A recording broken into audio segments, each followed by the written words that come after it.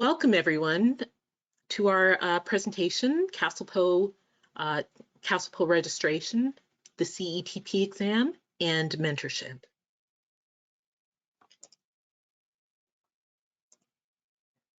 So while the presentation is going, we recommend that you close all running applications to help maintain a stable audio and video connection.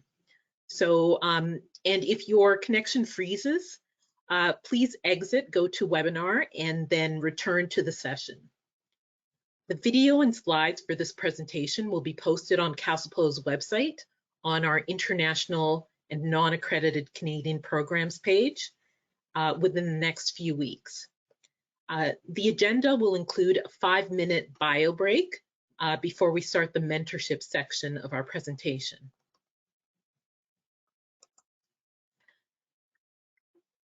You can enter questions in the questions section of the GoToWebinar at any time during the presentation.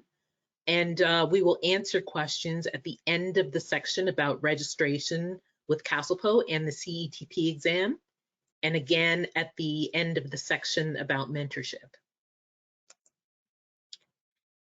If we don't get to all of the questions during our presentation, we will answer questions offline to webinar presentation or participants following the webinar. We have also prepared a number of handouts for you that you can find under the question section in the menu on the right.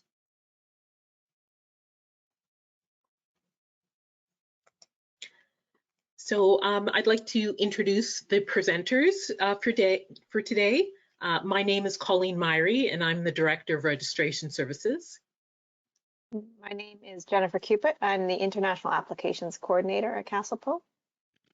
Samita Joglekar is going to be joining us soon, and she is the Audiology Advisor and Manager of Mentorship at the college. And my name's Anne Brown. I'm the Manager of Exams at Speech, Language and Audiology Canada. And we also have some online support with us and a moderator. It's Jessica Laforette, and she's the Program Assistant for Registration Services here at CASLPO. Okay, so here is an outline of our presentation. We'll start with the importance of registration and licensure and talk about what is CASLPO. And then we will talk about the importance of good character. Then becoming a CASLPO registrant, both the application process and the registration process. We'll talk about the Canadian entry to practice exams, and SAC will be joining us for that. And of course, the CASLPO's mentorship program. So the importance of registration or licensure, and what is CASLPO? So what is the role of a regulatory body? The regulatory body is here to protect the public from harm by setting minimum requirements for clinicians to practice safely and competently, establishing and enforcing standards of professional practice and conduct, assuring the quality of practice of the profession and continuing competence of practicing registrants, and investigating complaints from clients or the public and take disciplinary action when necessary. Without regulation and registration, the public would be vulnerable to unsafe and incompetent healthcare providers. For many colleges in Canada, regulatory bodies are called colleges. A regulatory college is not an academic institution.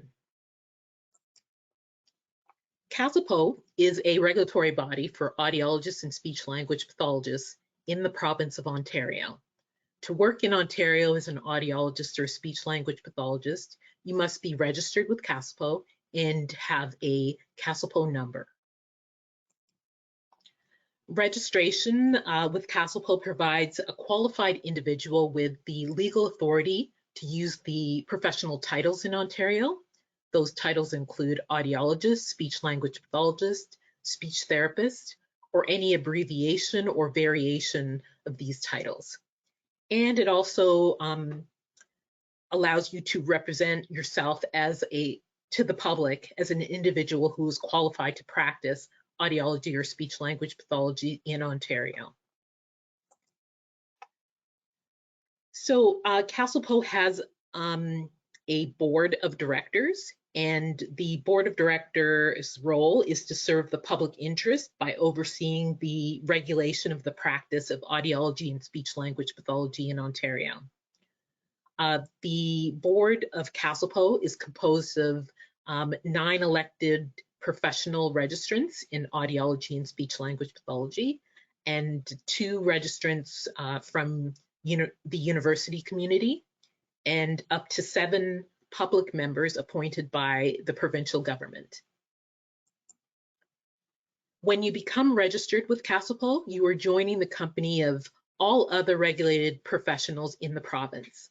That includes nurses, teachers, doctors, lawyers, engineers. We wanted to take a moment to point out a few of the differences between CASLPO as a regulator and professional associations such as SAC and ASHA and SPA, etc. Just so that you know that a regulator's role is very different from that of a professional association. Just to let you know that the regulator does act in the interest of the public and by regulating its registrants. The professional association will act in the interest of the profession. The regulator is governed by a board, which is composed of both audiologists and speech language pathologists, as well as government appointed public appointees and academics. The professional association is governed by a board of directors, and etc. So I won't go through the full list of differences. We did provide a handout in our materials that fully outlines the differences between regulator and professional association. CASLPO also offers a number of services. So within the registration department, we of course look at new applications. We administer mentorship, and we also do renewals every year. The quality assurance team, they run the self-assessment program, which people have to complete the self-assessment tool, have to do continuous learning activity credits, and also members are peer assessed every year. We have the inquiries, reports, and complaints process, and also the discipline process. Professional practice advice for registrants is also a service that we offer, and we also do a number of e-forums and webinars and other communications and public awareness throughout the year. So throughout our presentation, we'll be providing a number of scenarios to help illustrate some of the things that might occur during the registration process. So we hope to better illustrate those things to you.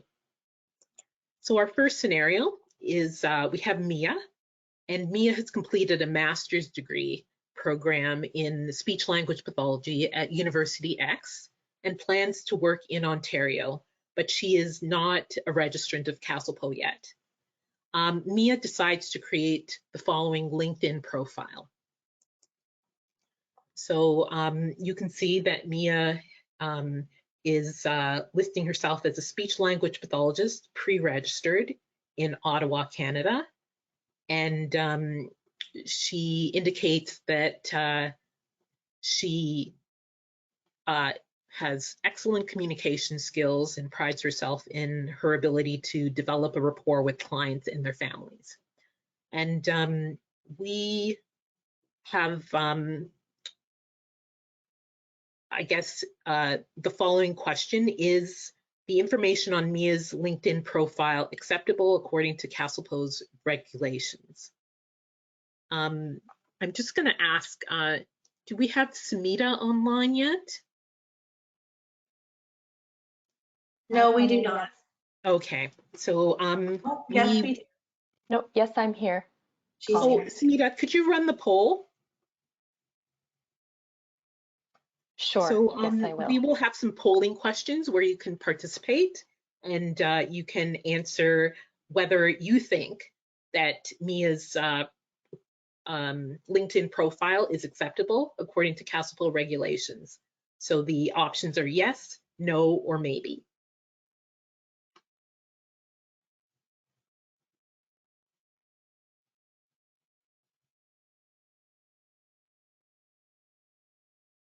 I do see some answers coming in, so we'll keep it open for just a few more seconds. Okay, we'll close it and share the results with you. Okay.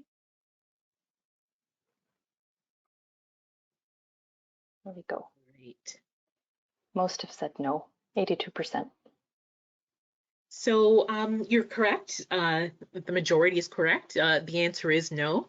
I've highlighted where Mia has gone wrong. As we've noted, the title speech language pathologist is a protected title and cannot be used prior to registration with the college. And also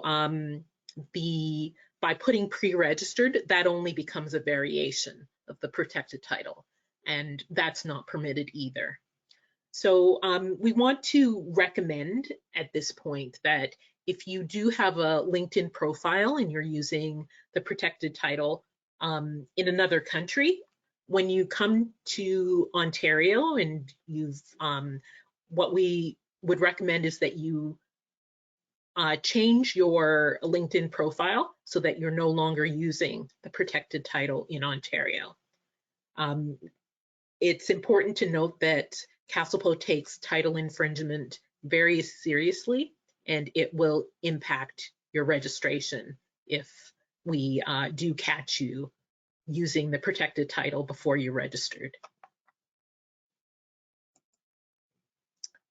So the next topic is the importance of good character. So what is good character? You can see from the picture, good character is a number of things. It's being ethical, being moral, having values. However, CASLPO has defined what good character is in our registration regulation. And we define it as an applicant's past and present conduct. It must afford reasonable grounds for the belief that the applicant does not have a physical or mental condition or disorder that could affect his or her ability to practice the profession in a safe manner. Will practice the profession with decency, integrity, and honesty, and in accordance with the law, and will display an appropriate professional attitude. So what does this mean? We pulled a real life scenario from a case that happened with the College of Physiotherapists. I just want to point out that similar cases have come up with CASLPO, but this is one that we pulled from one of their newsletters, I think it was. So the physiotherapists have a physiotherapy competency exam, and that exam has two components, a written component and a clinical component. So applicant X passed the written portion of the physiotherapy competency exam and also held a provisional practice certificate of registration for a year. After applicant X failed the clinical exam, their provisional practice certificate expired. After 2 unsuccessful attempts at the exam, the clinical exam, applicant X passed the clinical exam on their final try and applied for an independent practice certificate. However, a few months before passing the clinical exam, a patient told the college that applicant X had been holding themselves out as a registered physiotherapist, illegally providing patient care and claiming to be a physiotherapist. So applicant X said that they informed the clinic owner, a registered physiotherapist, that they had failed the clinical exam. And the clinic owner then strongly encouraged them to continue working at the clinic as a physiotherapist assistant to gain clinical experience. This quickly escalated to applicant X conducting assessments independently, developing treatment plans and goals, and working without informing patients they were in fact a physiotherapist assistant. All activities that a physiotherapist assistant is legally not allowed to do. So this case was reviewed by their registration committee, and applicant X's conduct demonstrated a disregard for the law and the principles of decency, integrity, and honesty that registrants of the profession are expected to uphold. While the College of Physiotherapists did recognize the power imbalance that can sometimes exist between employers and employees, the college concluded that it is always the responsibility of the registered physiotherapist to ensure that they are following the rules.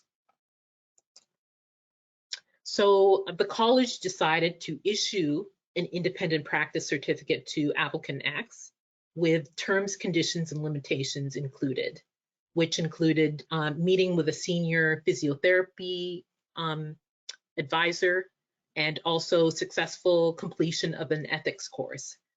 Applicant X was responsible for the associated costs. In addition, an investigation was launched against the clinic owner.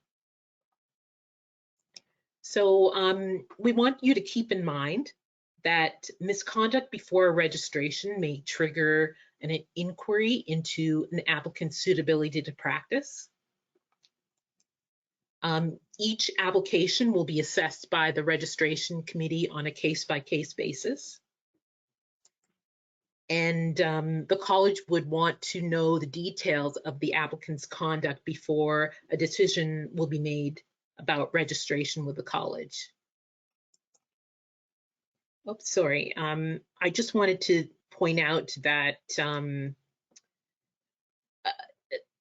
CASLPO has similar infractions, as I mentioned. So you should keep in mind that the conduct that you have before your registration will impact your registration with the college. So I guess that does lead us to our next topic, which I will hand over the controls here to Jennifer. Okay, go ahead. We're good? Okay, thank you, Colleen, and hi again, everybody. Oops, did we lose the presentation? There we go. Okay, let's see. And just, okay. I'm just trying to forward the slides. There we go. Okay, so I will take you through the application process with further details that will hopefully answer any questions that you have. So broadly speaking, the application requirements for CASLPO are the successful completion of a professional master's degree in audiology or speech pathology. Within that, there's the fulfillment of specific academic requirements, and this includes coursework and clinical practicum content and hours. the good character requirement that Colleen just spoke about. Language proficiency standard must be met. In order to be registered, you must just demonstrate that you are eligible to work in Canada as a speech pathologist or audiologist legally. And for those applying for a general certificate, you need to demonstrate currency, that you've been working a certain amount in the past 3 years. Okay, so let's look at the application process, which some of you may already have started or be thinking about at least. Okay, oops, sorry about that. I'll go back. Okay, so there are 3 main steps to the application process for CASLPO. In the first step, you're going to submit all the required documents to us. And this application process is both for registration with CASLPO as well as eligibility for enrollment in the CETP exam. So once we've gotten all your documents, in step 2, once we've received your application form, we will respond to you within 3 weeks, and we will let you know if we've received all the required documents or if there are any outstanding documents that you must still send to us. Once we've received all of the required documents, then we're going to put your application in the queue for the review of your application. And at this step, you're going to receive a ready for review email. And that will tell you that your application's in the queue. The third phase is the review, and that takes about 10 weeks from the date that you receive the ready for review email. So after the review, if we find that you fulfilled all the requirements, then you are able to enroll for the CETP exam with SAC, and Anne will speak more about that in a bit. And you can also register with CASLPO once you've given proof of either exam enrollment or successful exam result. If you're applying for an initial certificate, then you need to show us an offer of employment and that you have a mentor lined up. So let's look in more details. Where do you start? All right, we're a bit slow getting the slides moving. Okay, so first, after you've finished your professional master's degree in audiology or speech pathology, you're going to submit the following items to us. This is a big chart with lots of words, and we have it included in one of our handouts. So this detail, it's also included in another format in our application guide, so don't worry that you need to write this down. I will go through step by step what you need and then in more detail about the specifics of the documents. So you need to submit the application form for international and non-accredited Canadian programs, and that's for any program completed outside of Canada. Then you need to submit an application fee of $150. You need to submit your official transcripts from your graduate and undergraduate programs. And tied to that is we require an academic credential assessment report for each degree that was obtained outside of Canada. And I'll get to the details. And then we need a completed coursework requirements form, a signed CASLPO summary of clinical practicum hours form, a syllabus for each course that you've listed on your coursework form, and if applicable, if you are currently or have been registered as a professional in another jurisdiction, we require a completed verification of registration or licensure form. And if the language of instruction of your master's degree was not English or French, then you need to submit a language proficiency test result. So let's get more details about some of these documents. Where to find the application form. So we have a new website. So when you hover with your mouse over the applicant's word, you will bring up a drop-down menu and you click on the international or non-accredited Canadian programs on the left, right here. And that will bring you to this page right here. Which will say Path 2, applicants from international and non-accredited Canadian programs. And down the page, you'll find download application here. So you click on that, and that will pull up our application guide, which contains all the information you need about documentation to submit, and it will also include the forms that need to be submitted. Okay, the application fee was number 2, which is self-explanatory, and then official transcripts. We need them from both your graduate and undergraduate programs. and we require that an official transcript be sent to us directly from the university. We do accept password protected official e-transcripts as well, if offered by your program. And as I said before, related to your transcripts, we require an academic credential assessment report for each degree that was obtained outside of Canada. There are 3 organizations that can provide this for you. WES, which is World Education Services Canada, and we require from them the document by document level report. IQAS, we require the basic assessment report, and University of Toronto CES, they also provide a type of report. We require the original of this report, and some of these organizations will send it directly to us, so just check with them. And I've got an asterisk on WES. If you submit a credential assessment to us from WES, you don't need to submit an additional transcript to us. WES will verify that transcript and send it to us. Okay, and then we require the completed coursework requirements form. And I'll give a little more details about this just because we get some questions about this. So essentially this shows what coursework requirements are for registration. There are 4 coursework areas that we look at, and it's divided across 5 sections. Basic communication processes, related areas. Those 2 sections tend to draw from your undergraduate degree a lot, but also obviously from your master's. And then the major professional area, if you are an audiology applicant, this would be your audiology courses. If you're a speech pathology applicant, these would be your speech pathology courses. Section 4 is the minor professional area, and that is the opposite. So if you are an audiology applicant, this would be your coursework in speech pathology. If you're a speech pathology applicant, this would be your coursework in audiology. And then section 5 is the specific content areas from the major professional area. So the courses in 5 and 3 will be the same courses.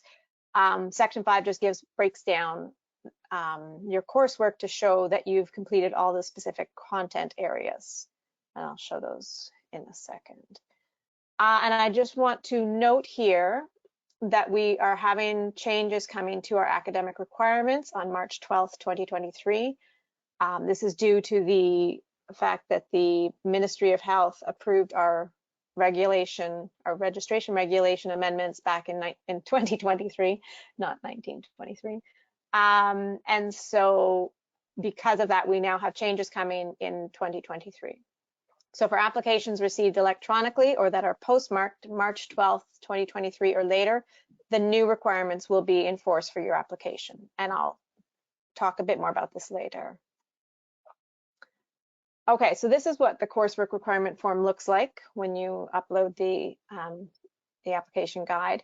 So the first section is basic communication processes, and there are 3 subsections. And essentially the first subsection is human anatomy and physiology courses, anatomy of speech mechanisms, hearing mechanisms. Those courses are in the first section. The second subsection is phonetics, acoustics, psychoacoustics, phonology. Those courses go there. And the third section is essentially linguistics courses other than phonetics and phonology. And we have a handout with all of this as well. So you can just get the handout to have this with you. The second section is related areas. And as I said, this draws a lot from your undergraduate degree. So study of human behavior is the first subsection. So that includes psychology courses, abnormal psychology, sociology, child development. The second subsection is statistics. So statistics and research methods courses fit in there. And the third section is essentially professional issues. This should be from your master's degree, any courses related to professional practice, professional issues. Okay, section 3 is the major professional areas. So these are your audiology courses if you're an applicant for audiology, or speech pathology courses if you're a speech pathology applicant. And on all of these forms, what we want you to do is list the course number, the course name, and the total number of instructional hours. There's a lot more detail about this in the application guide, but essentially you break down the instructional hours, lectures is most of them, tutorial hours, laboratory hours, problem-based learning hours if yours is a problem-based learning course. So you list these all on the form. And section 4, what we call the minor professional area. Again, you list the coursework in the minor area here. And section 5, this is the page of content areas for audiology applicants. And so you can see we just broke down audiology coursework into important content areas that need to be fulfilled. And I've highlighted here for audiology applicants, advanced amplification, which is a highlighted section where we have systems, selection, fitting, verification, and validation. We need to see that all of those topics have been fulfilled. So please make sure when you fill this out that you show us in the syllabi you provide where we can find each of those terms, because those all need to be fulfilled. And the other ones are broader categories, so more straightforward. And this is the section 5 content areas for speech pathology applicants. So again, these are just the content areas that we want you to tell us where to find the evidence that you fulfilled them in your syllabi. And now we're pausing here. There we go. So I spoke about coursework hours. So how do you figure out what your coursework hours? Essentially, it should be obvious from the syllabi that you provide. Most hours, if it's a course with the standard schedule, regular schedule, then it's essentially the number of hours of instruction per week times the number of weeks in a semester. So if your course meets 3 hours a week for lectures and your semester is 13 weeks long, that's 39 hours. If yours meet 4 times a week and your semester is 15 weeks long, that's 60 hours. So it's really just the time you spent with the instruction of the course. If your course does not follow a standard schedule, then you may just have to count the hours of instruction that are laid out in your syllabus or your course module.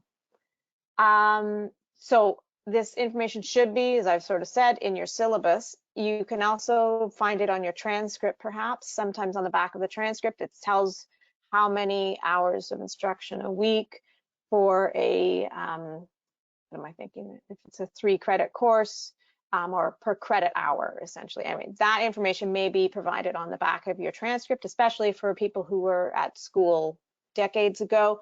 That is often a good place to find that information. And if through all your documentation that information is not available, then what you might need to do is ask a professor of the course to send a letter telling us how many hours of instruction there were in your course. Okay, on to the summary of clinical practicum hours form. Your program director or designate of your audiology or speech pathology master's program must sign and verify the form. We don't accept photocopies of this form. We require that the paper versions contain an original signature. We do accept an electronic version of this document if it comes directly from the university professor's work email address.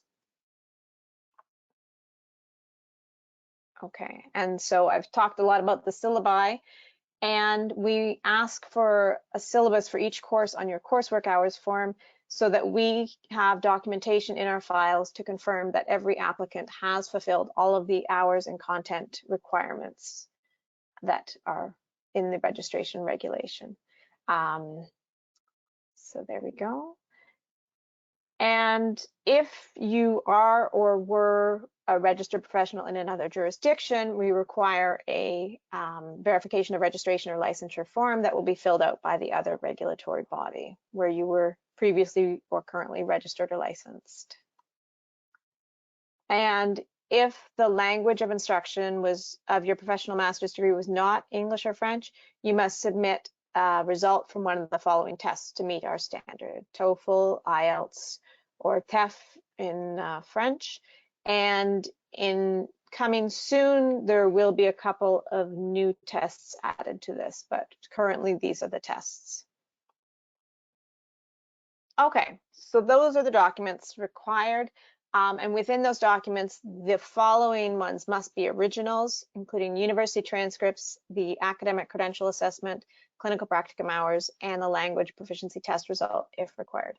And just a note about the university transcript, it must be an original from the university in a university sealed envelope.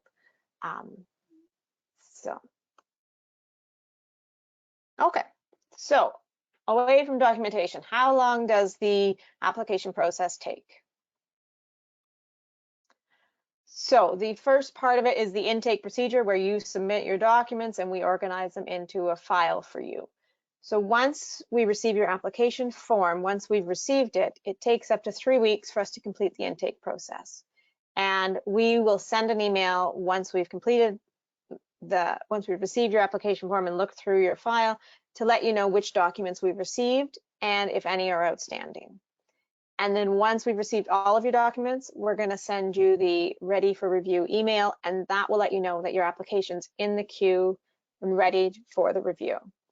And the intake procedure takes longer if you haven't submitted all the proper documents or if you're missing some of the documents.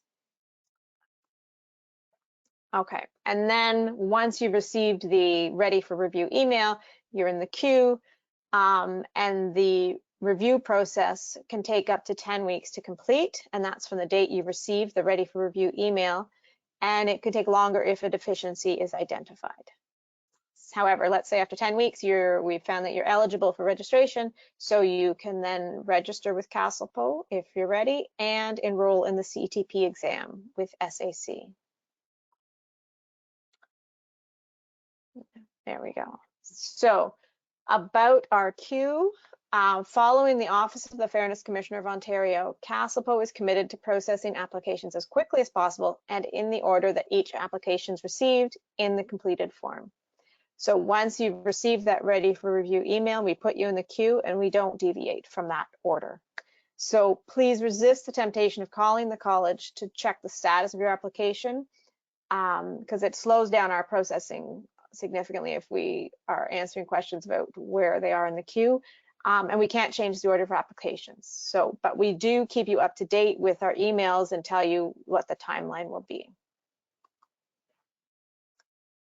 Okay, so I'll go back to the change in the academic requirements that are coming March 12th, 2023. So as I mentioned, amendments to our registration regulation were approved by the Ministry of Health in 2021. And because of that approval, some of the academic requirements will be changing on March 12th, 2023. So what this means for you is if all of your documents have been received by us, either electronically or postmarked by March 11th, 2023, your application will be evaluated against the current requirements. If any of your documents, if the very last document you've sent is received or postmarked March 12th, 2023 or later, then your application will be subject to the new requirements.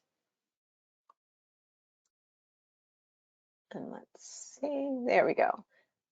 So we will be posting information, more information on this in the coming months, and we will post in the few months both versions of the application guide and forms on the website. Until then, we do have the changes to the requirements on our website, and if you go to click on applicants on the website, it will pull up this page and you'll see down here upcoming changes for audiology applicants in 2023, upcoming changes for speech pathology applicants in 2023. And in those documents, we show the current requirements and the changes to the requirements. So that can help you prepare. Okay, so that was a lot of information, but it is all on our website. We've got a lot of it in our handouts, so hopefully it'll all stick. So in this scenario, so Mia is now submitting her application. She's concerned though that her application package was not delivered properly by Canada Post. Should she contact the college to confirm receipt of her application? Thank you, Smita. So you can answer this poll.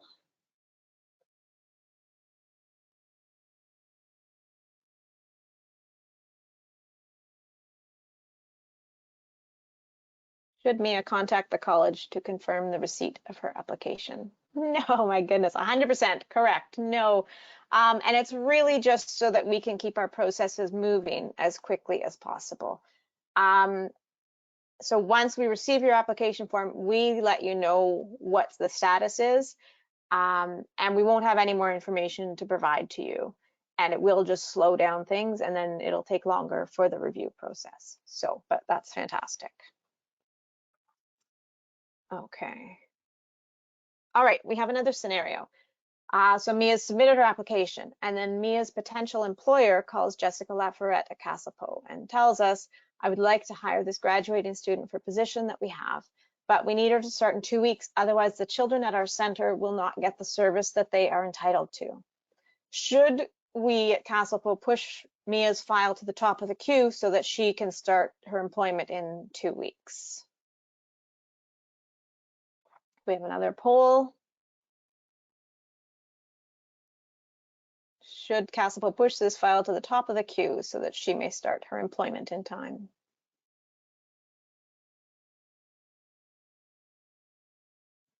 Okay, let's see. So we have most of you saying no and some of you saying maybe. So let's see. Should we push this file to the top of the queue so that Mia may start in time? Just waiting for the slide to push ahead. Maybe it won't. We'll just keep thinking about this.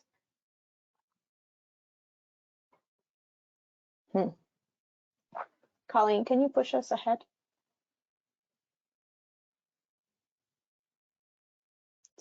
Sorry about this. There we go.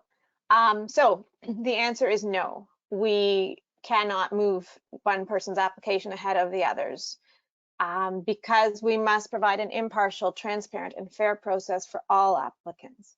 If we were to advance Mia's file because of the children in that center not receiving their service, it's unfair to the rest of you in the queue who also submitted your applications, but ahead of her, and your potential employers might have patients who are waiting for service. So it's for fairness and transparency and impartiality, we follow our queue and we can't deviate. Once we've confirmed in an email that your application is complete, they're placed in a queue and we don't deviate from that order.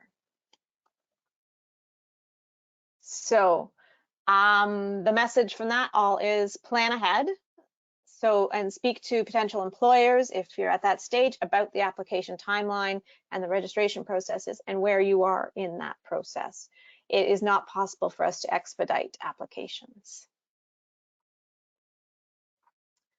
Okay, so back to the process. A completed application is reviewed by college staff to determine if the registration requirements have been met.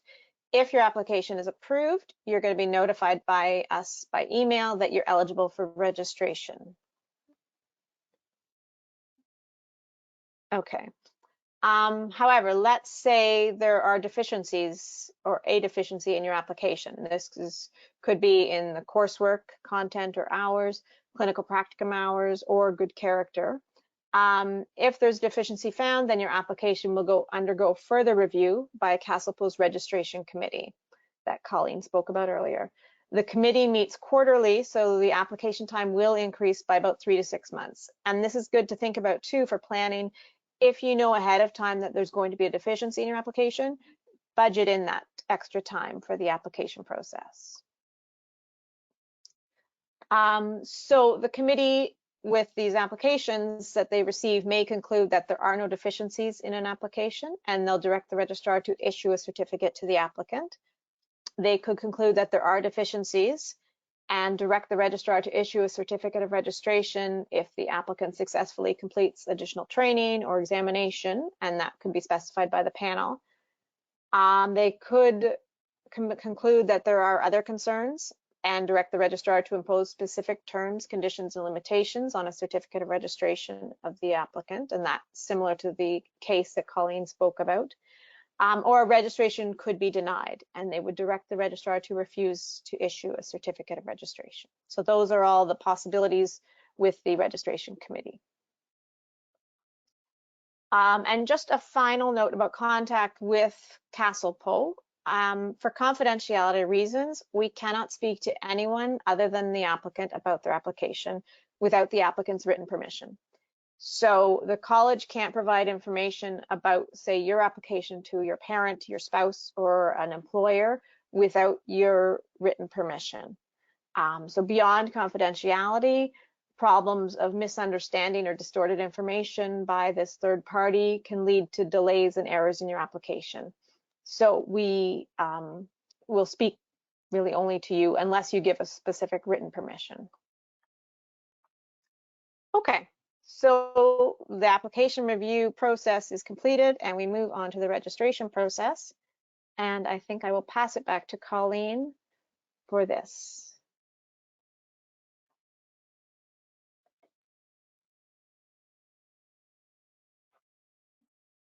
Okay, great.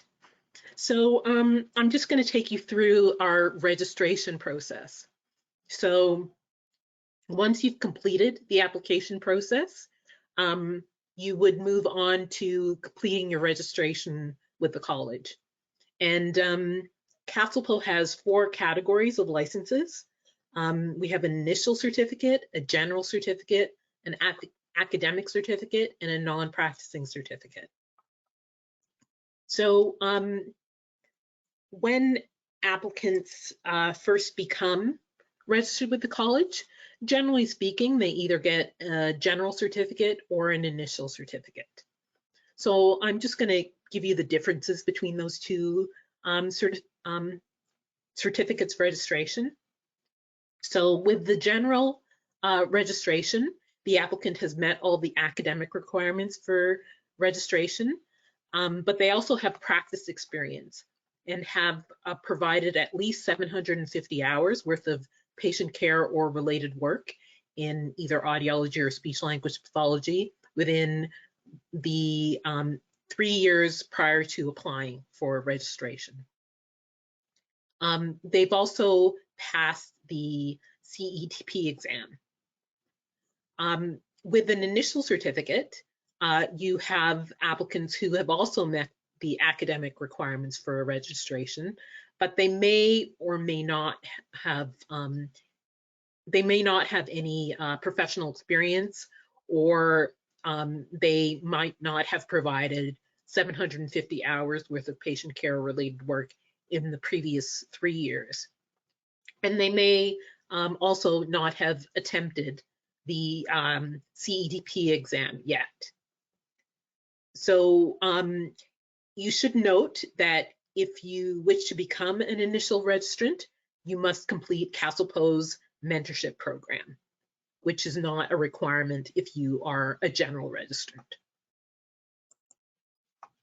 So I guess there are a few timing considerations if you are applying for the initial versus the general certificate.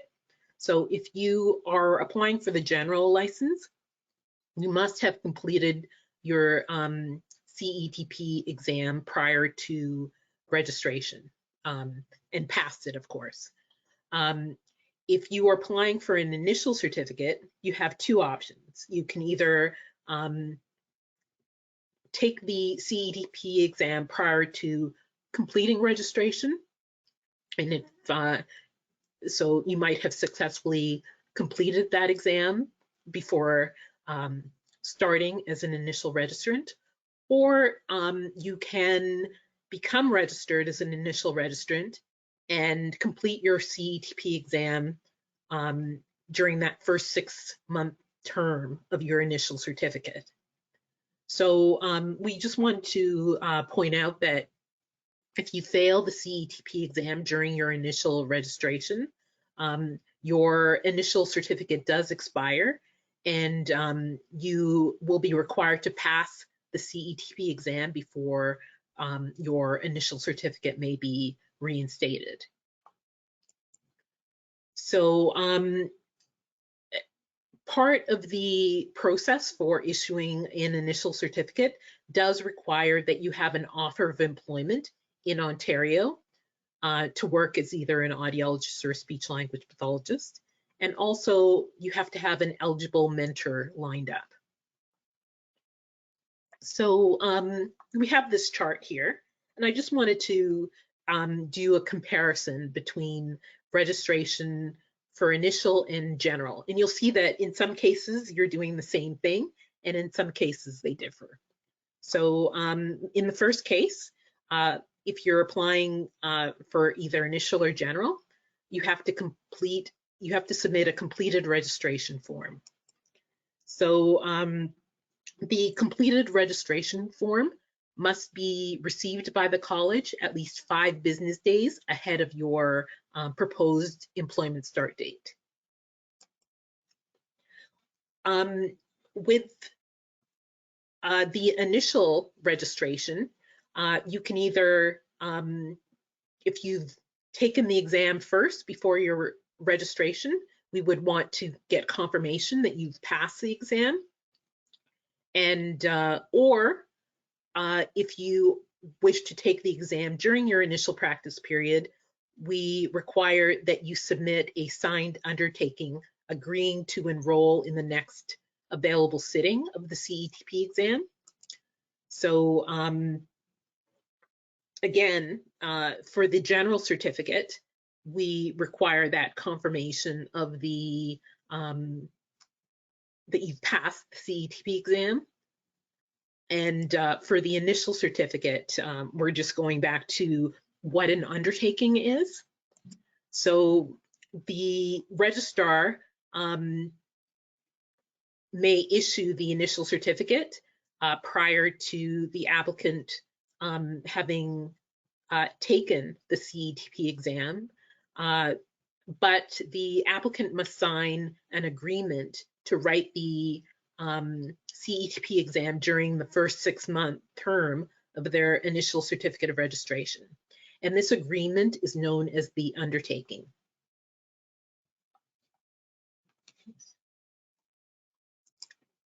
So we also require that you confirm your employment start date. And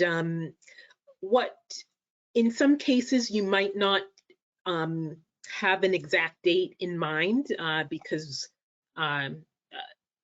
so what we would say is that if you're not exactly sure when that employment start date will be, you can just put in that space pending completion of CASLPO registration, and we can work with that. But what we do advise is do not put a date in that is before the date that you submit your registration form.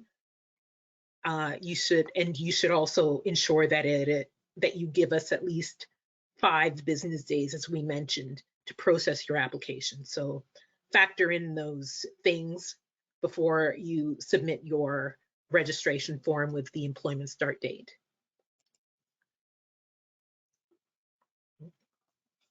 Oops.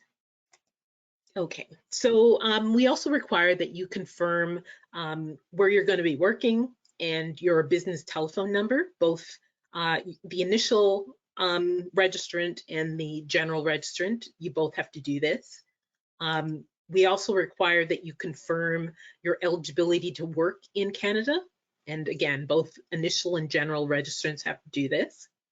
And so when you're providing proof that you're able to work in Ontario, we accept either a copy of your Canadian citizenship, birth certificate, something like that, your permanent residence status, a card, or your employment authorization or work permit. So a photocopy of something providing proof of your status will be required. We also require that you confirm your professional liability insurance coverage, and that's required for both the initial and the general registrant. So with CASLPO, when confirming your insurance information, we need to know who the carrier is, who the policy certificate number, and the expiry date. Also, we need to know that you're covered for at least $2 million per claim. That's kind of a coverage amount.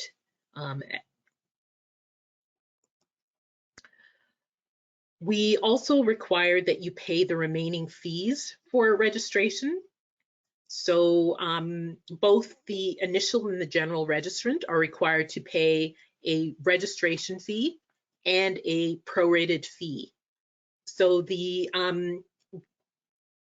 registration fee is a one-time only fee of $50, and the prorated annual fee, it is prorated quarterly. So we, depending on when in the registration year you become registered, you would pay that prorated portion.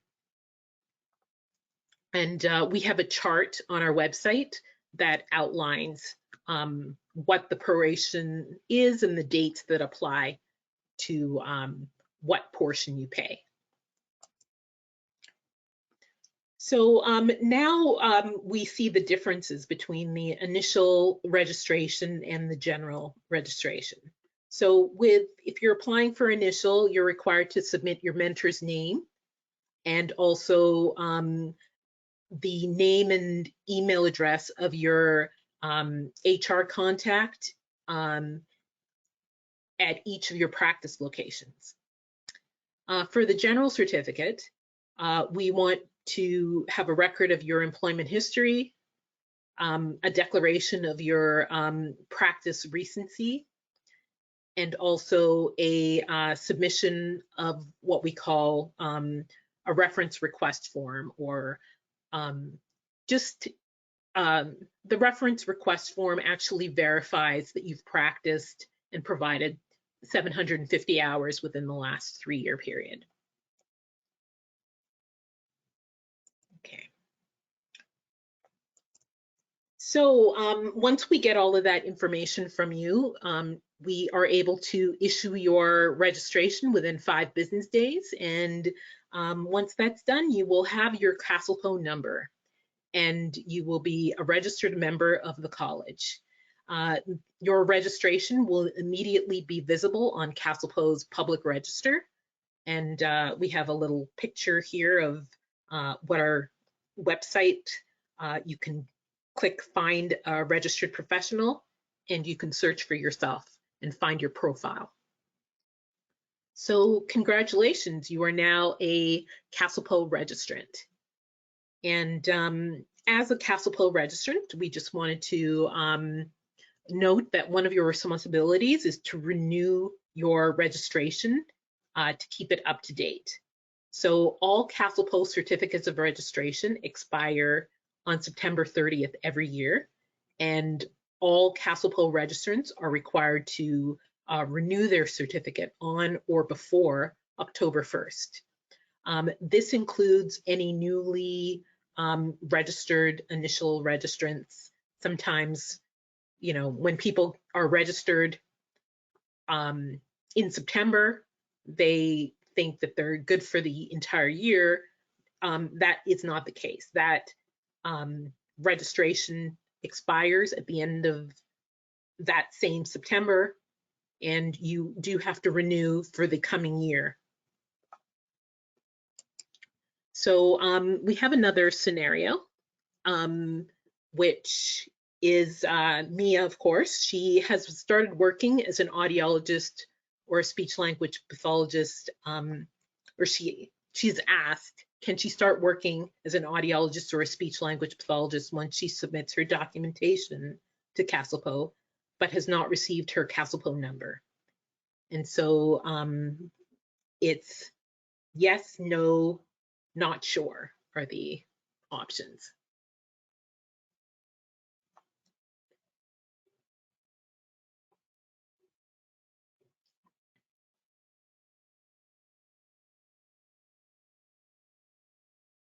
So most of you have said no, which is the correct answer.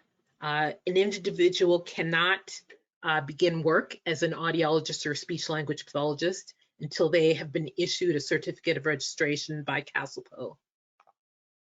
We just wanted to note that Mia, she can start working as support personnel before her certificate of registration is issued by CASLPO. But it's important for Mia to remember that her role as a student in her clinical placement is not the same as the role of the support person. So Mia should review CASLPO's position statement on the use of support personnel to ensure that she is following CASLPO's requirements for the task that can be assigned to her. Okay. And CASLPO, we just wanted to point out at this point that CASLPO has a number of FAQs for international and non-accredited Canadian applicants. So they're on our website on our international and non-accredited Canadian programs page. So our next topic, of course, the Canadian Entry to Practice exams for audiology and speech language pathology. We wanted to point out is that the CETP exam is just one component of the licensure process for CASLPO. And so you have to meet our academic requirements, you have to meet our good character requirements, and you also have to pass the exam. So just passing the exam does not qualify you to begin practice in the profession. The CETP exams are a non-exemptable requirement for registration with CASLPO. And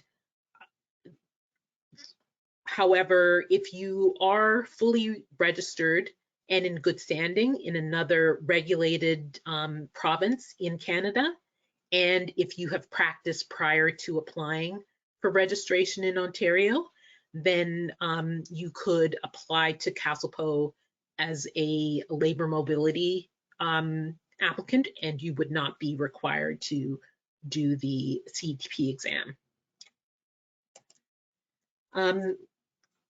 If you are applying for registration in another province other than Ontario, we do recommend that you consult with the province that you intend to practice in. So, you know, wherever you're going, please talk to them first. And I guess now is a good time to hand things over to Anne.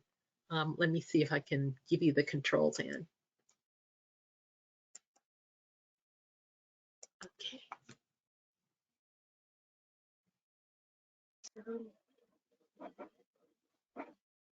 I think I've got them. Oh, hold on 1 second. I'm just gonna.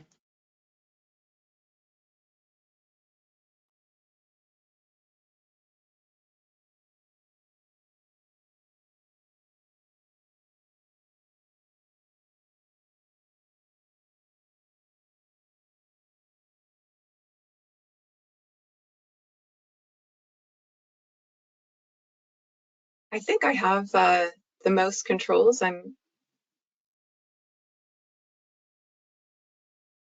sorry about that. Thank you so much to CASLPO for having Speech Language and Audiology Canada here today. We're very happy to be here. Just a little bit of an introduction to SAC. SAC has two main roles. One, we are really the National Professional Association for both the professions of audiology and speech language pathology. You know, we develop materials, support the membership, advocate for both the professions. We have a lot of resources available on our website, and the link to it is provided here. As well, and probably to a lesser extent than its main function, SAC also, on behalf of the provincial regulatory bodies who do require the CETP exam, we provide those administrative services. So just, you know, a few things. I'm so sorry, I'm having a hard time scrolling here. So again, just a few things today that we'll cover. Exam eligibility, CASLPO's really outlined that very well today. We can talk a little bit about enrollment, preparing for the exam, what to expect the day of the exam, and then afterwards. So from an enrollment perspective, again, well laid out from CASLPO on when you can enroll in the exam. So once you've really got to that place, you can make a decision on when you'd like to write it. So in the last year or so and going forward next year, we've had 3 exam sittings in a year. In 2024, 2025, it may go back down to 2 exam sittings just because the third has such low enrollment. But the next exam is coming up in February, Tuesday, February 21st, and all of this coming December is an open enrollment period. So during enrollment, you would go to the SAC link, go in and purchase an exam. Basically, you get a username and password. Use kind of your portal going forward on how you would access exam information. In that enrollment period, there's a couple of key things that you need to kind of have taken care of. One, if you need any testing accommodations, you would put your application form in during that enrollment period. And as well, once you have purchased the exams, we'll send you a candidate handbook in which you would send back an acknowledgement and consent of all the CETP policies. A little bit later on in the enrollment process, you'd as well go into that same portal and book the final details for your exam. If you wanted to do the exam center option, or if you wanted to do live remote proctoring, and what time of the day you'd like to write. So there's a lot of information on how to help prepare for the exam. We've got it on our website and also in our candidate handbook. But essentially in Canada, both professions have a competency profile, and the exams are built from those competency profiles. All that information is on our website. There's several other pieces of information you might want to go in and check out. We've got a website on how to prepare for the, a webcast on how to prepare for the exam. The links are all in this slide. Some tips on writing a competency-based exam, our code of ethics, a study guide, and then sample questions for both professions. Additionally, a candidate handbook is available. Again, it will be provided at enrollment. We'll organize or help people organize into study groups after they've enrolled. And we do have a webinar fairly soon after the enrollment period closes, just to outline the exam process from enrollment to results and really answer any questions that you might have going forward. And our goal in the next coming year is to have a practice exam for everyone that would probably be available late fall 2023. So in terms of what to expect when you're writing the exam, it's a total multiple choice based exam. There are study questions where, like scenario questions, where it's you might have 2 or 3 or 4 questions afterwards that follow that scenario, and then there's just individual multiple choice questions. There's 4 response options. There's only 1 correct answer with 3 plausible distractors. They're not meant to be trick questions at all.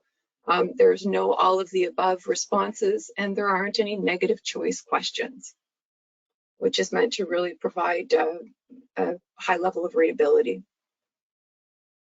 The format, again, you can choose 2 types of options to take your exam. One is the exam center.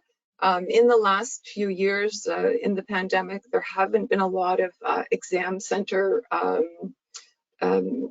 exam purchases. That's really changed over the last, the October-based exam. We had more exam center writing than we did live remote online proctoring, which is also available. So those are your 2 choices. There's pros and cons to both.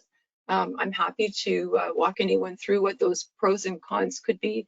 And it's also outlined in further materials, and we discuss it at the beginning, like after enrollment in our first webinar. The exam is in English and French. You can toggle between the 2 languages if you'd like to look at both. And really, it's quite, again, easy to toggle between both languages. The length is 3 hours and 45 minutes. There's 2 exam books in the CETP exam. So the first exam book is 2 hours. You finish all those questions and submit it. Then you have a 15-minute break, which isn't part of the 3 hours and 45 minutes. but a 15-minute break that you can do, go to the washroom, have something to eat. Because your first exam book is submitted, you don't need to be proctored during that 15-minute time frame. Your second book is 2 hours and 45 minutes. There's less questions in the second exam book. The first exam book has 90, the second 80. So the breakdown on the math, it's about 1.5 minutes per question. Some questions would take longer and some will be shorter.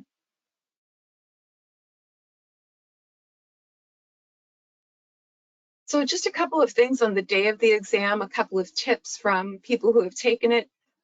Just again, to remind yourself that there is only one correct answer for each question. The others are just distractors. It's testing your knowledge and your competency, and there's no trick questions. If you do the live remote proctored option, you can bring in an 8.5 by 14 whiteboard on the exam day and have it there as a resource.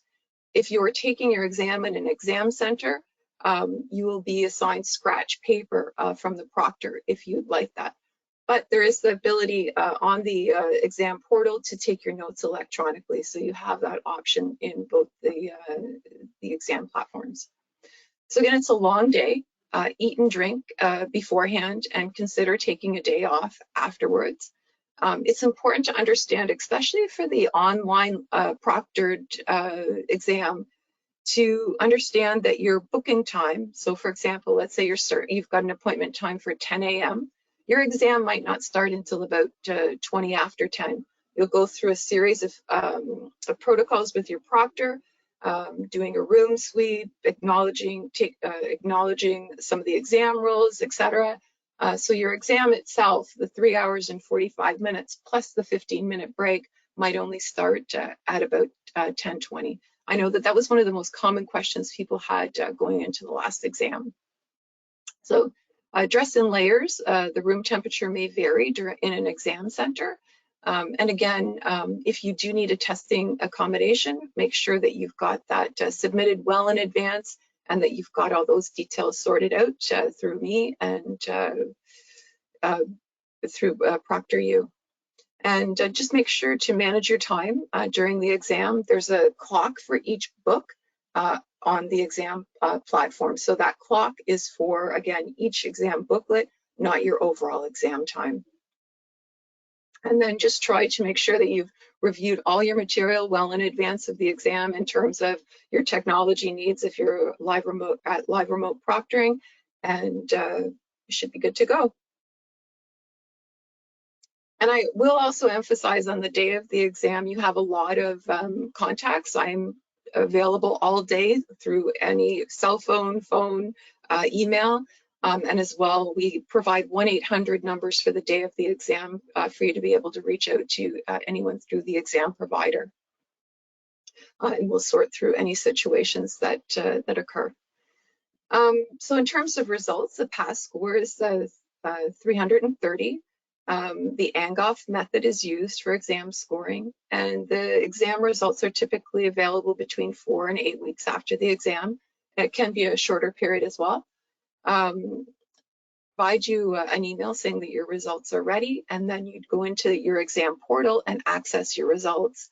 And just so you're aware, I do send out that email as soon as we do know that ProctorU has those results available.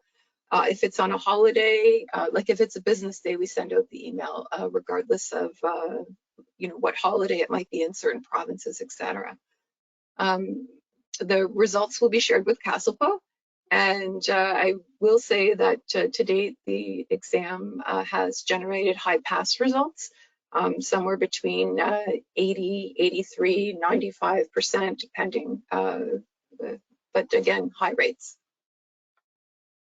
And again, just really want to underline, it's meant to test your knowledge and competency at entry to practice, and it's not meant to have trick questions. And again, just underlining one other concept that CASLPO really underlined, and that is the exam is just a piece of the overall regulatory licensure process. It doesn't give you the license to practice. And again, congratulations on everything that you've done to get to this point. I've provided my email there. Please feel free to reach out anytime with any questions that you might have, and I'm happy to answer any questions now or at the end of the webinar as well. Thank you. Thank you, Anne. I do have just a couple of questions. I'm noting time and I want to make sure we're still on track. So I'm only going to ask a few questions now because we need to move into our next section. So the first question I have is for Colleen, and that is, if you have a LinkedIn profile that states your location in another country, do we still need to update it to remove the title speech language pathologist while going through the CASLPO registration process? Yeah, no, if you're a speech language pathologist and your LinkedIn profile says that you're in another country, then that's fine. It's just that LinkedIn profile that shows that you're in Ontario and you're using that title, that's where it becomes problematic. So, you know, we're just advising you that once you've moved to Ontario, that's something that you should be aware of and update that profile as soon as you are in Ontario. Wonderful. And I'm just going to ask one more question, and this one's for Jennifer. If we have already sent in our application early but do not graduate until May or June, would we have to submit a new application form because of the change in requirements? Question. The answer is no. Once we receive your application form, we'll hold your application open for 2 years. So you have all that time. The requirements that your application will be subject to will depend on when we receive your last document. So you can start submitting documents now if you like, and we'll hold them open for 24 months. Yeah, Okay. but if they don't complete their program until June, then the last document that we would get would be after they've graduated. So Right. you would be subject to the new requirements. Right. And a quick note, don't submit your transcript to the academic credential assessor until your program is all finished, because otherwise your report will show that you have not completed a master's degree and you'll have to do it again. So don't submit your transcript too early to the academic credential assessor. Thank you, Jennifer. Okay, those are all the questions I can ask for now, but I will try to get to everyone's questions. If not in this webinar, we will email you separately. On to Okay. Samita. Actually, we're going to take that 5-minute break, Yes. and then we'll go on to Smita. Sounds good.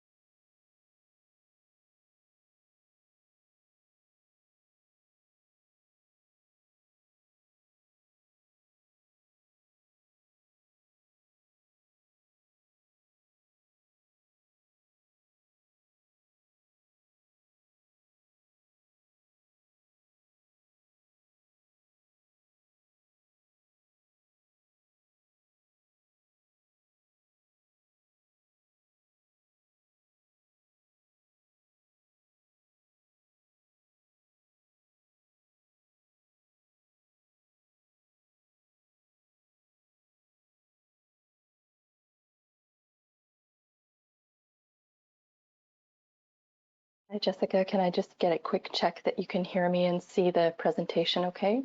I can hear you, I can see you, and I can see the presentation perfectly. Great. Okay. So hello, everyone. My name is Samida Joglaker. I am the Manager of Mentorship and the Audiology Advisor at CASLPO, and I'm going to take you through this next part of the presentation, which is about mentorship. So for those of you watching who plan to apply for an initial certificate of registration, this information is going to be important because it's mandatory for you to do mentorship if you're an initial registrant. For those of you who may be thinking of applying for a general certificate, you would bypass mentorship in that case, but the information in this section is quite a bit about practice standards and other content that would still be important even if you won't be participating in mentorship. So let's start with why does CASLPO have mentorship? Well, to start with, it is in the regulation. So it is a condition of an initial certificate of registration that you must complete mentorship. But another reason is because the process of going through mentorship, it really introduces you to the quality assurance program. And this is a program that CASLPO has that all audiologists and speech language pathologists who are registered, they participate in this program annually. So in mentorship, you'll be going through a process of reflecting on your practice, evaluating your own practice based on the practice standards of the college, and you'll be filling out an online self-assessment tool. And that will prepare you for when you will engage and participate in the quality assurance program throughout your whole career that you'll practice in Ontario. And lastly, the mentorship confirms your competency and your ability to meet the standards of the college. And that's really important because, as you can see, CASLPO's role is to protect the public by regulating the profession.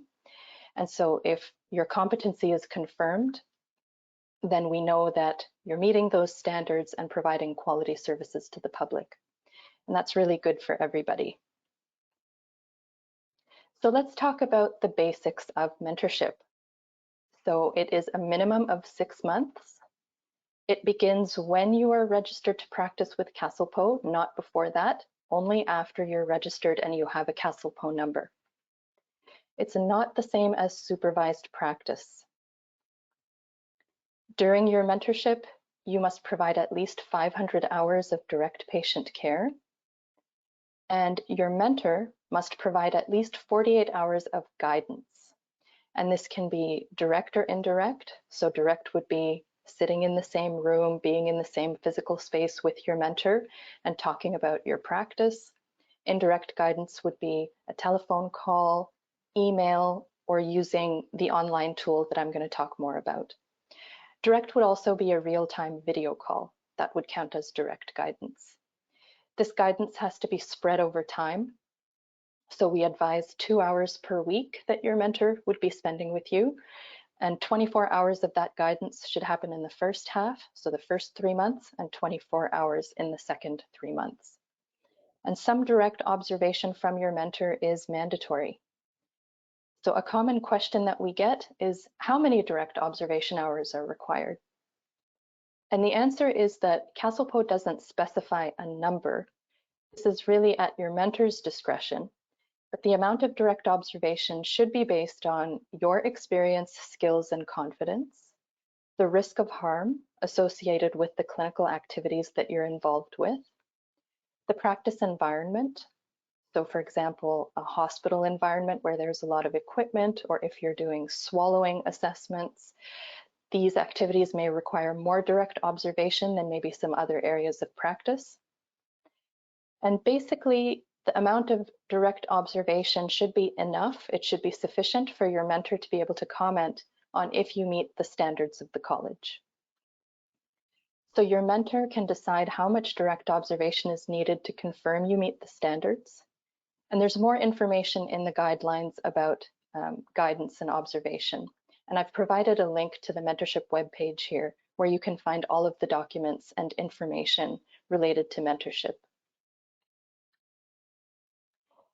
So going back to the basics of mentorship, During mentorship, you will complete the mentorship self-assessment tool, and we call that the MSAT for short. And you're completing this tool over the course of the entire 6-month mentorship. And it includes a self-assessment of your own practice. You can upload evidence in that tool to show how you meet the standards. You complete a clinical reasoning tool at the midterm time point.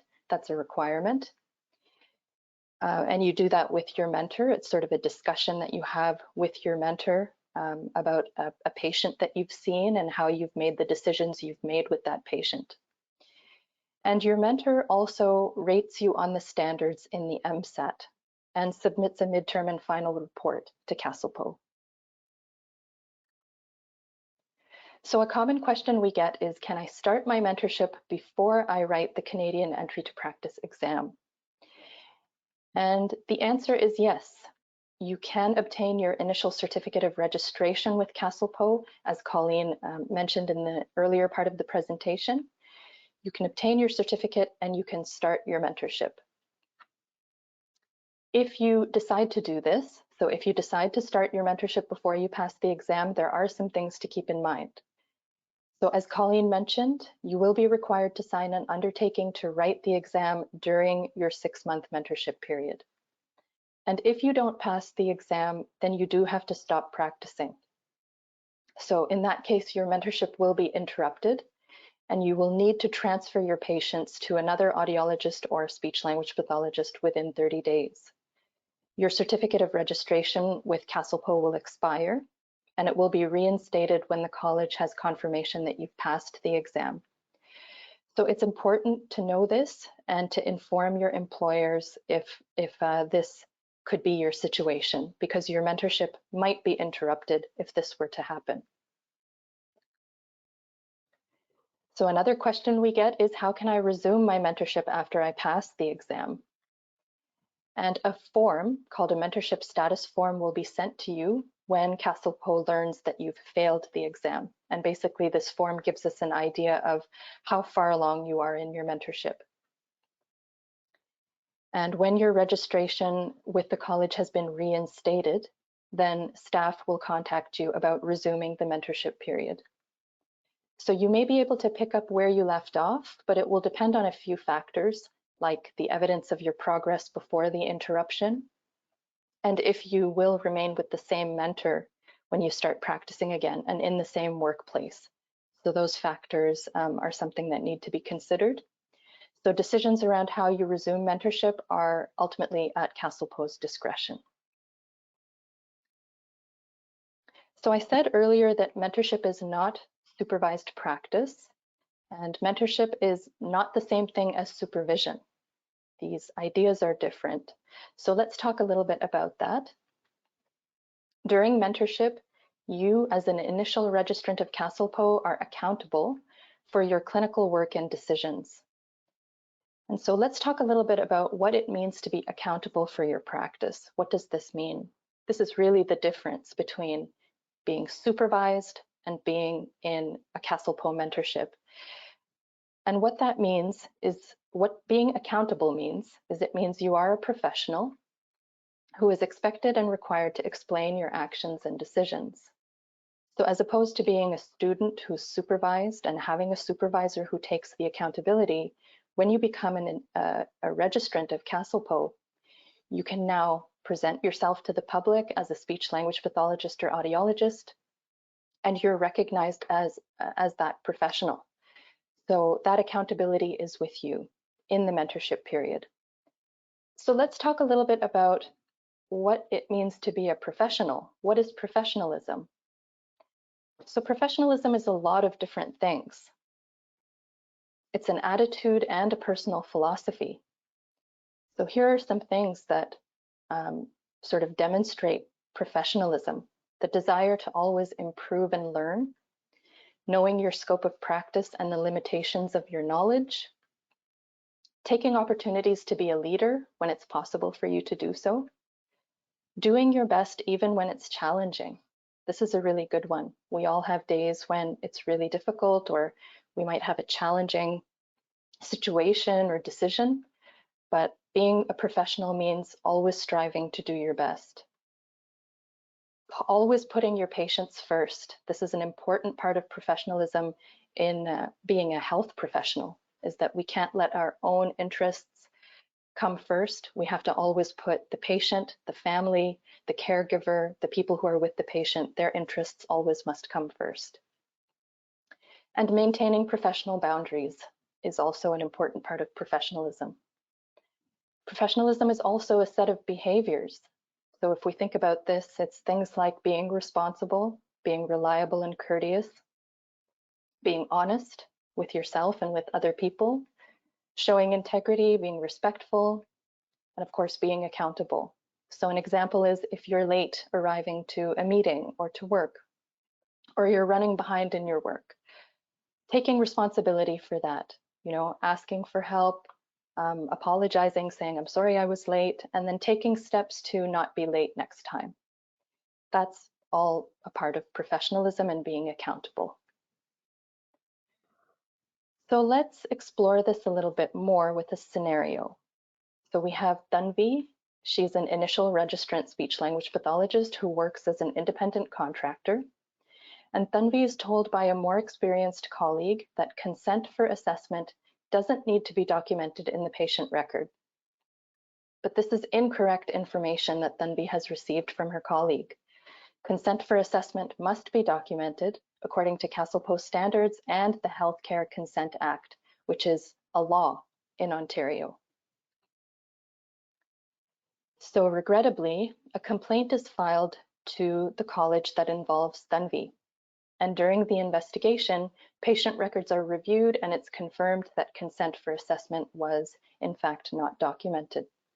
So Tanvi is asked to explain why they didn't document the consent, and their explanation is, I was told by a more experienced colleague that this wasn't required, so I trusted them and I didn't question it. I didn't want to create tension in the workplace by asking this question, and I was new and I didn't realize that this was wrong. So the question that we want to ask you is Tanvi's justification reasonable? And this is a polling question. So I'm going to pull this up. And you can go ahead and enter what you think is the response.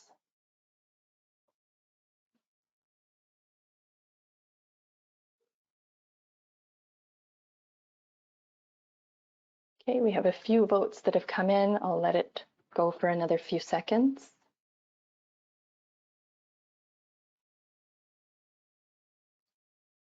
Okay.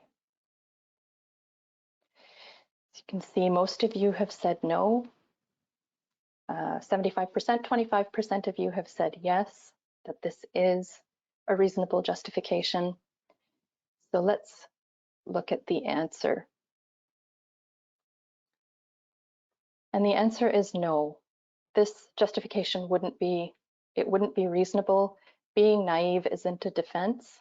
And this really brings us back to what does it mean to be accountable for your practice? So it is a change. It's different from when you're a student. When you become a professional and registered, regulated professional, self-regulated, it means that you are responsible for the decisions that you make. You're responsible for the patient care that you're providing. You're responsible for the good things that you do, and you're also responsible for any mistakes that you might make. And making mistakes is part of being a human, but being professional means that you recognize the mistake and you take the appropriate steps to remediate or to address whatever error has been made. Okay, so we've talked about that mentors are not supervisors and that mentorship is not supervised practice. So let's talk about what your mentor's role is. A mentor's role is to provide guidance and support to help you reflect on your practice and apply practice standards, to help you improve your competence, and to help you apply principles of sound clinical judgment. So the mentor is there as a colleague that you can ask questions, you can use them as a sounding board. They're really there to provide that support. The mentor is going to observe and discuss your practice with you in relation to the standards of practice. And then they are going to comment on and confirm if you meet the standards and submit reports of your progress to the college. So I'm talking a lot about the practice standards. What are the practice standards? Well, the definition of practice standard is it's the minimum performance expectation of all speech language pathologists and audiologists practicing in Ontario in every practice setting. So these are general, broad expectations, and they are outlined in the mentorship self-assessment tool. Standards are a bit of a combination. So many standards are these broad expectations that would apply in any setting. And then there are also some area specific standards. So for speech language pathologists working in dysphagia, there is a practice standards document for that. There's practice standards for assessment for both professions. For audiologists, for example, there are standards for the provision of hearing aid services in Ontario. So just to give you a better idea of what these standards are, in the mentorship self-assessment tool, they're outlined as categories with indicators. So I'll show you some examples so you get a better idea. So there's the category of management practice, and this has 9 indicators or 9 standards. One of them is I follow health and safety procedures and practices. There's the clinical practice category with 6 indicators. One of them is I monitor, evaluate, and modify my intervention procedures based on patient outcome. I'll go through these a little bit quicker, but patient-centered practice, one of the indicators is I obtain and document consent for all intervention plans or courses of action. Communication and professional accountability has 2. So as you can see, these are broad expectations, but minimum expectations. And no matter where you work, these are going to apply. So what you're doing in mentorship is you're reflecting on these and you're thinking about how you meet these standards, and then you're talking to your mentor about it so that your mentor can provide that support to you in meeting these standards. I wanted to quickly let you know about some of the newer standards that have been introduced. So this is just for your knowledge. There is a standard on conflict of interest, billing and financial records, clinical reasoning, and there's quite a bit of emphasis put on this standard in mentorship because, as I mentioned, you do use a clinical reasoning tool at the midterm, or really you can use it as much as you like in mentorship. There is a standard for advertising, and again, professionalism. Okay, so this next part of the presentation is tips for a positive mentorship experience. And in this section, we wanted to give you some suggestions for things that you can do to ensure that you're going to have a good mentorship. Some of these suggestions are things that you can do beforehand. So as you're looking for a job, even before you start the mentorship. And some of these suggestions are things that will happen during the course of your mentorship. We have about 250 initial registrants or registrants in total who go through mentorship each year. And the vast majority really enjoy the experience, and it's very positive and they complete it successfully. But there are things that you can do to ensure that the mentorship is going to be very, as useful as possible for you.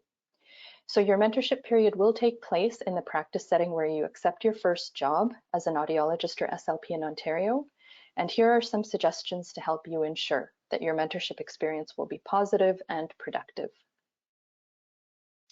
So tip number 1, and I forgot to mention, we do have a handout that has this information summarized, so that'll be available for you as well.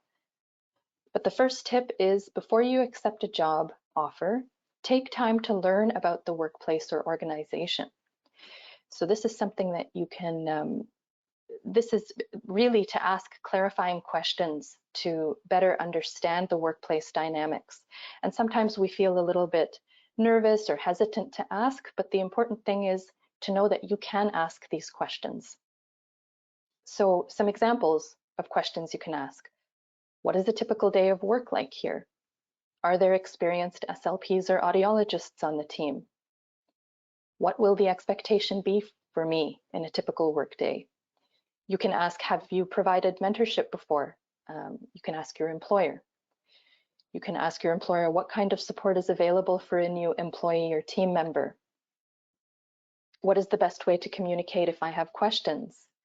And are there particular expectations around selling products or working with support personnel? So these are good questions to ask so that you have a better understanding of how a workplace functions, how it operates, what the expectations will be. And you can start to imagine yourself working in that setting, and you'll know better what to expect. Tip number 2 is do your own research on an employer. So Colleen talked a little bit about the public register. You can use the public register to look up the organization to find out how many SLPs and audiologists work there, who they are. It's also a good idea to have a look at an employer's advertising, their website, brochures, newspaper ads. It gives you an idea of how that workplace is presenting themselves. Are they reputable?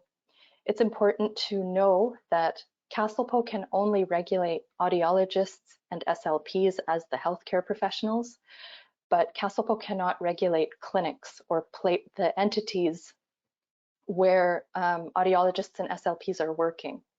So it's important to make sure that a workplace is reputable and professional. So Colleen already showed you this, but this is the website, and Find a Registered Professional is here at the top. And this is the public register where you can search for an audiologist or SLP by name. And as Colleen mentioned, all CASLPO registered audiologists and speech language pathologists are listed. So even you will be listed here once you become registered and have a CASLPO number. You'll be able to look up your own profile. So tip number 3, ensure that you can meet standards of practice and your professional obligations. So these are areas that you will be considering in your mentorship period because all of these areas are associated with a practice standard that you would be reflecting on. I'm going to go through each of these briefly, but I would just wanted to mention that if you're applying from a different country or jurisdiction, some of the standards around these areas may be different from what you're used to or where you've worked. So it's important to think about these things, and that's where mentorship can be very helpful because you have those 6 months to reflect with the support of your mentor. So obtaining and documenting consent. Make sure that you understand the process and practices of your employer. So ensure that you understand the process for obtaining the consent. Is it a discussion? Are you supposed to make chart notes? Are there forms to be filled out? Many places have consent forms. And how is the consent documented? So is it a check mark on a form that indicates that the consent was obtained, or do you need to make a note or include it in a report? So it's important to recognize that both steps are important, the obtaining, but also the documenting. When it comes to fees, billing, and accounts, make sure you understand the billing practices of an employer. So make sure that your name, professional title, and CASLPO number appear on the invoices, and make sure that your information is only used for billing when you or someone you have supervised have provided the service. And the billing system should allow for an itemized invoice. So again, you're reflecting on these things during your mentorship. Record keeping and privacy. So the college has a lot of documents about record keeping. Make sure that you understand the record keeping practices of where you'll be working. So is it electronic record keeping? Are there paper charts? Some places have a combination of both of these things. How are clinical and financial records stored and secured? And the process procedures for release of information. So if a patient or somebody else asks for release, how does that happen? Working with support personnel. So will your job include working with support personnel? That's a really good thing to find out. If it will, then CASLPO has documents and standards for supervision of support personnel. As an SLP or audiologist, you would be required to supervise the support personnel that you're working with. And make sure that the billing system allows for the name and job title of the support personnel. So in terms of supervising, you want to make sure you understand what you are supposed to do and how to meet those standards. Infection prevention and control continues to be very important, so make sure that you understand the IPAC measures and processes of your employer and that you meet these standards. Some additional considerations. So think about whether you will be an independent contractor, will you be self-employed, will you be an employee, and know that you can negotiate or seek professional advice on contracts or verbal agreements before you sign a contract. And you can take the time that you need. You should take the time that you need to understand what you're signing before you sign it. So for any of those areas that I talked about, the fees and billing, the consent, the record keeping, we have a whole practice advice program, and we have 5 practice advisors. You can see I'm listed as the audiology advisor, and we have 4 speech language pathologists on staff who answer practice questions. So if you ever need to contact a practice advisor, you should feel free to contact our practice advice team. This is tip number 4, and it's the last one, and it's be clear and honest about the support that you will need to practice to the best of your ability. So difficulties can happen when the expectations between an employer and an employee are unclear. So if you need more training or more support in a particular area, make sure that you talk to your employer about that. Seek clarification and support when you're uncertain about something. Remember that completing your mentorship and demonstrating that you meet the standards is your responsibility. So make the most of your time in mentorship. You can seek peer support from your mentor, of course, but your mentor doesn't have to be the only one. They have taken that role, but of course you can seek peer support from your other colleagues as well and build a network, a professional network for yourself of people that you can go to when you have questions. And approach your work with professionalism. All right, so let's get into mentorship logistics. And I know we're running a little short on time, so I'm going to go through this quite quickly, but you will have a copy of the slides, so don't worry. So after your initial registration with CASLPO, you're going to want to review the mentorship program guidelines and discuss the guidelines with your CASLPO approved mentor, and submit a mentorship contract to the college within 30 days of beginning your employment as an audiologist or SLP in Ontario. And we say CASLPO approved mentor because we have criteria for the SLPs and audiologists who act as mentors. So I've put a link for you to the webpage where you can find this criteria. Some important points to discuss with your mentor about the contract. So the start date for your mentorship, that start date must be on or after the date that you become initially registered with CASLPO.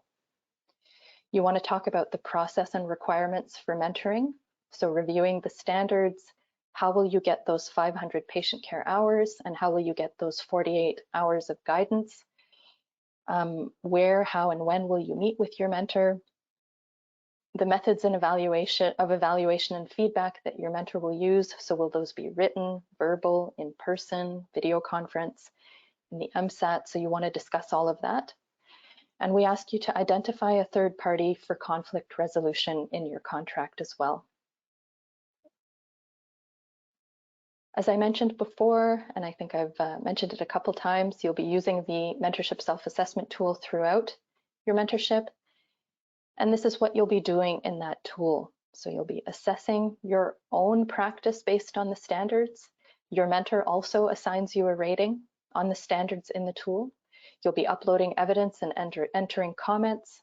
You'll be coming up with some learning goals. And your mentor submits the midterm and final report through the MSAT.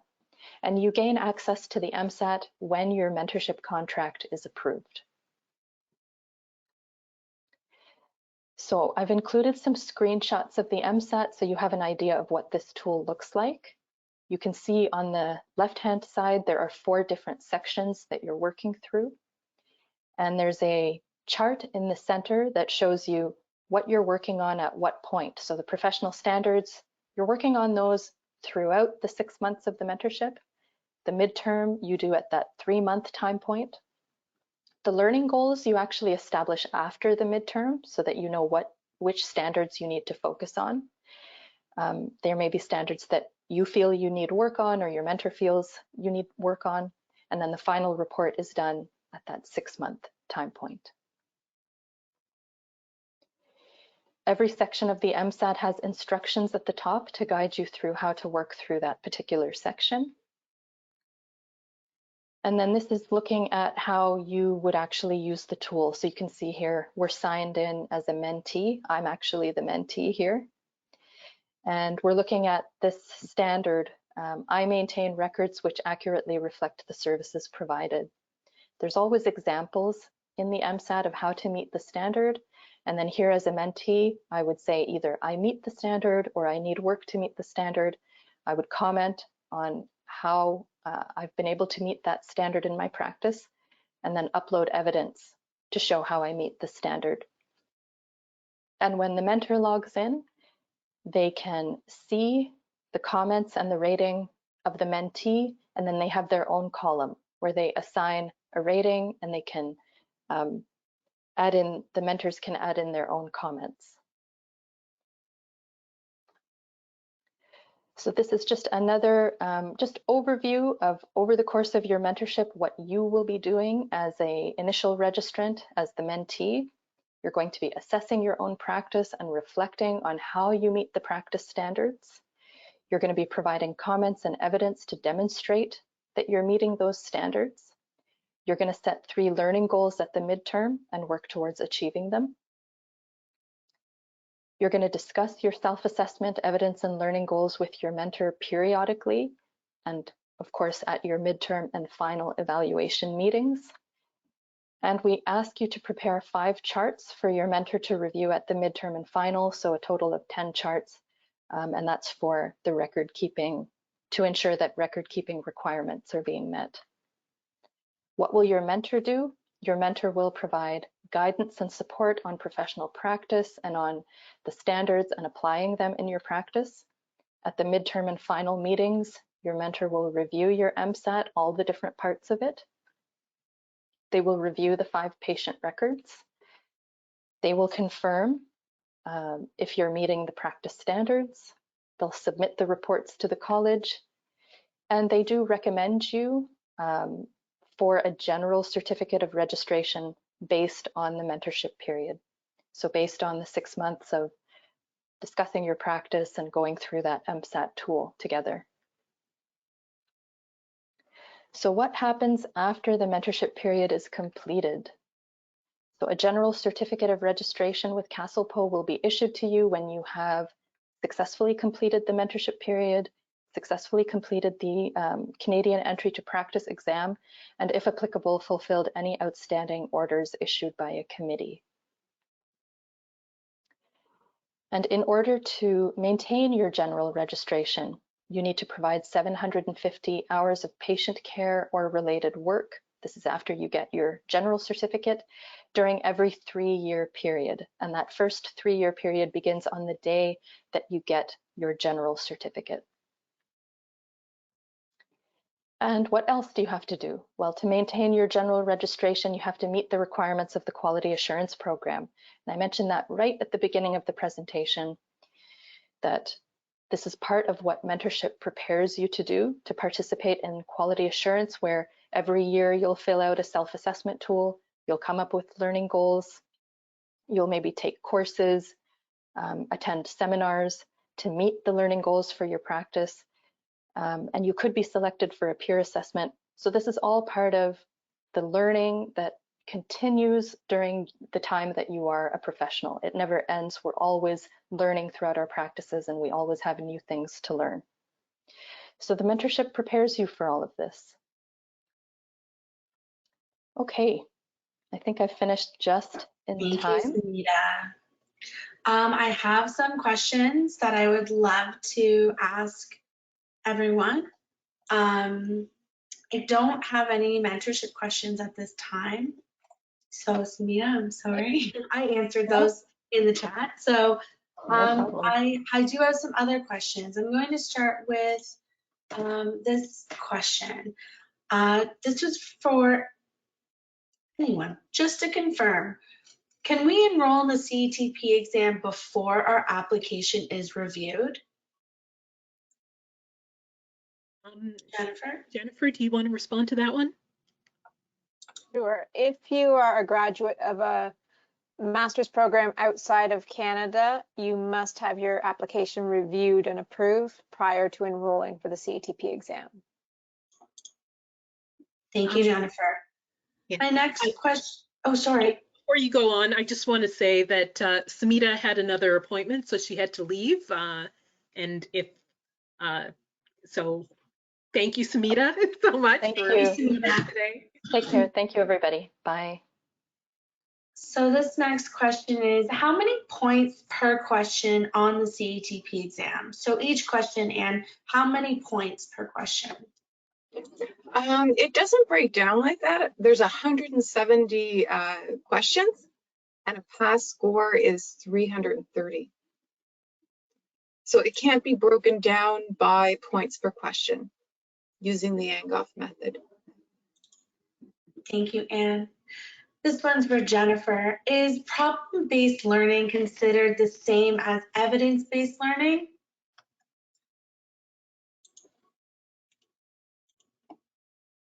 Don't believe so. Oh, I can't Problem-based learning.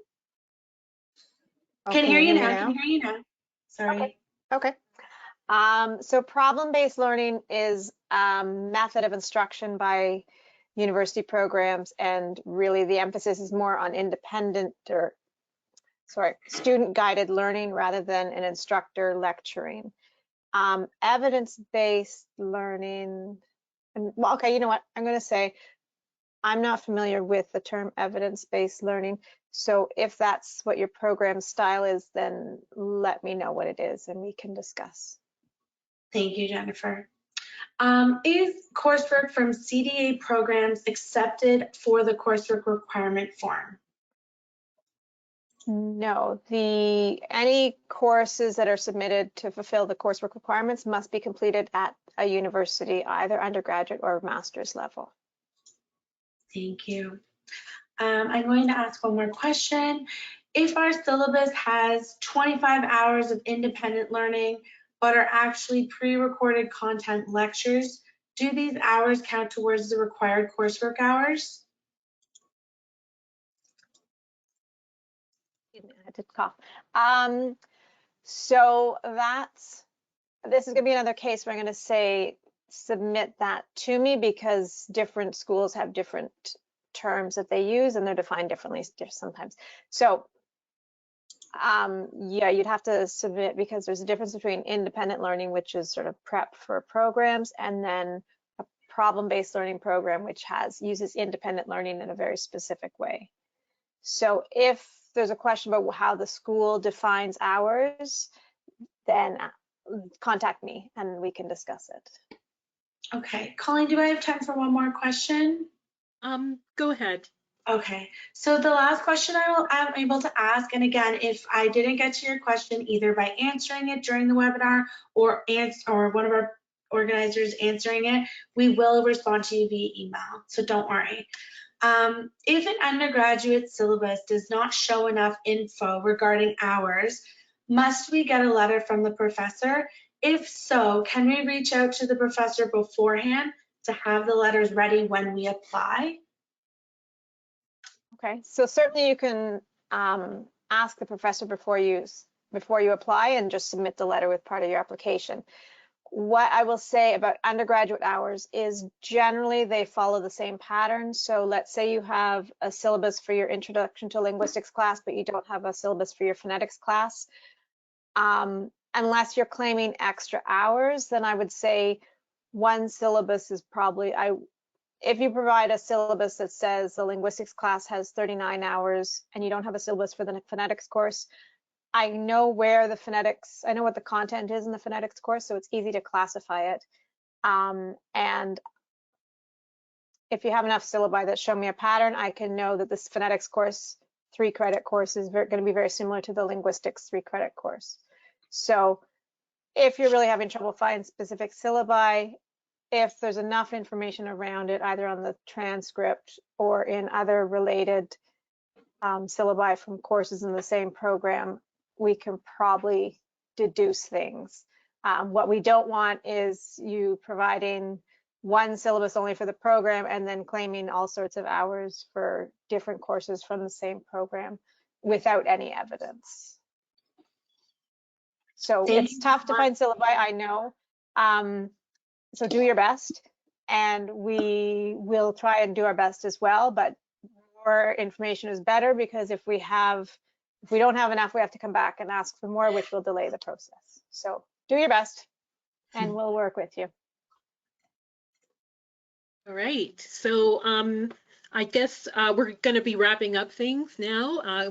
We ran a little bit over, so thank you everyone for bearing with us. And we, as we mentioned, we will get to those questions, and anybody that has asked will email you the responses to your questions. So don't worry about that. And also, this presentation is going to be being recorded and will be uploaded to our website along with the slides. So that might take a couple of weeks, so bear with us, but it will be posted on our website in the international and non-accredited Canadian programs page.